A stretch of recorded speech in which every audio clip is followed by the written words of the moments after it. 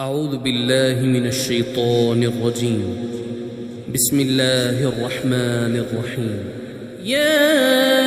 أيها المزمل قم الليل إلا قليلا نصفه أو انقص منه قليلا أو زد عليه ورتل القرآن ترتيلا إنا سنلقي عليك قولا ثقيلا إن ناشئة الليل هي أشد وطئا وأقوم قيلا إن لك في النهار سبحا طويلا واذكر اسم ربك وتبتل إليه تبتيلا رب المشرق والمغرب لا إله إلا هو فاتخذه وكيلا واصبر على ما يقولون واهجرهم هجرا جميلا وذرني والمكذبين أولي النعمة ومهلهم قليلا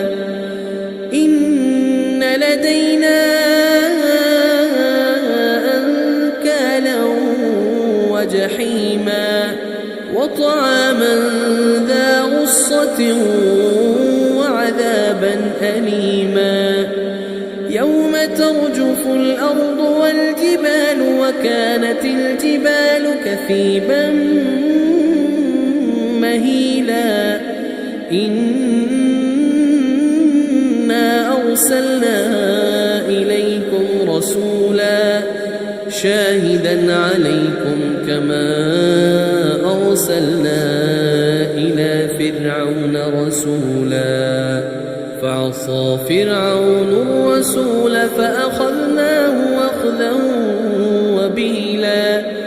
فكيف تتقون إن كفرتم يوما يجعل الولدان شيبا السماء منفطر به كان وعده مفعولا إن هذه تذكرة فمن شاء اتخذ إلى ربه سبيلا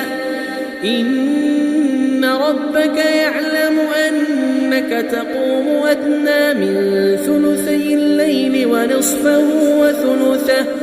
ونصفه وثلثه وطائفة من الذين معك والله يقدر الليل والنهار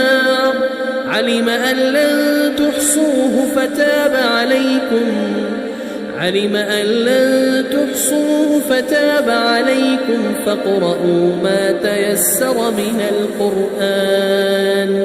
علم أن سيكون منكم مرضى وآخرون يضربون في الأرض يبتغون من